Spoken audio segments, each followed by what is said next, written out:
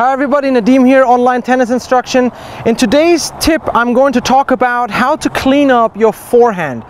What am I talking about? If players find themselves in positions where you don't hit the ball very clean, you have a very erratic forehand, so you can't really tell whether your ball is going to be good or not. There's a good chance that you're overusing your wrist. And when I do my private sessions in my clinics, I notice this over and over again. Players try to impact the result of the ball with their wrist. And I want to clean this up for you with a simple exercise, which is a progressive exercise, but I basically want to silence your wrist a little bit, okay? Again, this is not for advanced players who have a lot of lag and can generate a lot of consistent racket hit speed. You're fine. I'm talking about you guys where you try to maybe do this too early, and the expense is you're spraying balls and you're framing your forehands. So what am I talking about? I would like to have your wrist in what's very important to differentiate, a stable or solid position, not a stiff or tight position. I don't want you to tighten up your wrist. I just want it to be in a stable position. What am I talking about? For the purpose of this cleanup, I want you to be in a shake hand position and slightly tilted. So there's a little arch between your forearm and your wrist. It's not flat, okay? Or rounded or limp or however you want to call it. It's slightly arched and the fingers are still loose, okay? So there's total flexibility.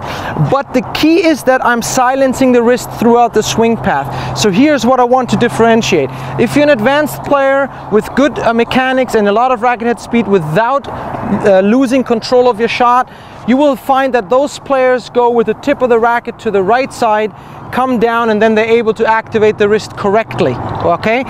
For those of you who I want to take advantage of this video, I would like for you to pay attention when you turn that you go a little bit further so the wrist can stay silent longer. And then I want you to see that when I go to contact with a silent wrist, okay, I'm able to still get to the ball in a flat manner, so my racket is up and down like this, okay? And then I can keep this position throughout the contact point, further than the contact point. I'm not trying to manipulate immediately following making contact with the ball. So what does it look like from the side here? Let me show you. So I turn further than those who will lag the racket, okay? And I will keep the wrist nice and silent as I go to contact, and I still make contact perfectly fine in front of my body with the racket being in the correct position, all right? And then I want to keep this posture of my wrist beyond contact and finish high out in front. And if I do so properly, I'll still have the tip of the racket longer pointing to the right side before I release that position, okay? All right, guys, let's look at what this is like when I self-feed the ball. Here are the pointers to take away from this. So I'm pointing forward, I'm doing my unit turn and my split step and my unit turn, which always precedes making contact. And I'm going to go a little further back than what I would do if I would lag the racket, okay, or the wrist. So I'm going a little further back. The key is my wrist is slightly arched upwards. I'm not tight, but it is in a good stable position, okay? And now I'm going to maintain this exact position throughout. I'm going to feed the ball, and then I'm going to step down and come back up, and you will see that the tip of the racket will stay to the right. I will still be able to generate good topspin because I'm going to be coming from a point lower than my contact point and swing beyond upwards than the contact point, and you will see that the ball has good clearance and I can still generate a lot of pop without having to activate the wrist. So here we go. And again, sorry, the main part here for you is to make sure that you make clean contact every time you hit the ball, okay? So here we go. Split step unit turn, I'm going a little bit further than I normally would if I was to lag, and then I'm going down and up, and you see I'm getting nice clearance, depth, and the tip of the racket is still over here, okay? Now at this point I would release, but we're gonna keep that for now. Split step unit turn, go a little bit further back, feet down and up. And you can see I still get that downward, so a low to high swing path, a good top spin shot with clean contact and good clearance. Again, one more time.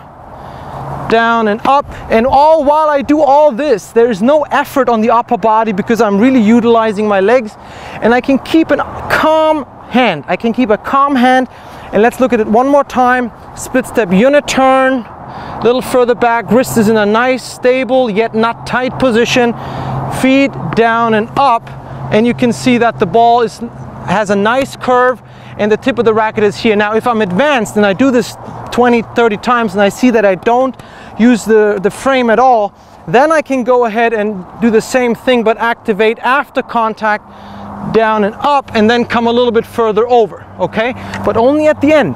Before, during, and after contact, the wrist structure does not change is the key, so that you can make sure that you have clean contact. Before I let you go and work on this by yourself, I want to reiterate that you want to go through the shadow swing phase first, okay? So right here, then I want you to do what I just showed you with the self feed, and then when you're ready with that and you still see my contact is clean, then you can either have somebody help you or use a ball machine with a low setting, low speed setting, so you can really focus on clean contact. So I'm going to have Greg feed me just a couple, and I want you to pay attention to my solid yet not stiff wrist position throughout the entire swing. So here we go. Let's just do 3 shots. Turn, down, and up. Okay, I'm going to exaggerate the legs a little bit more, down and up, so I can keep the tip of the racket beyond contact on the right side. Turn, down and up, and see every time clean contact and a good lift on the ball. Turn, down and up, right here. So if you don't get that shape and you don't cleanly hit the ball every time, look at your positions. Record yourself like I am recording myself and see what you're doing, whether the wrist is too active or whether you're not getting into the right position. So good luck when you try this. All the best. Nadim is now available for private lessons in San Diego, California, year-round.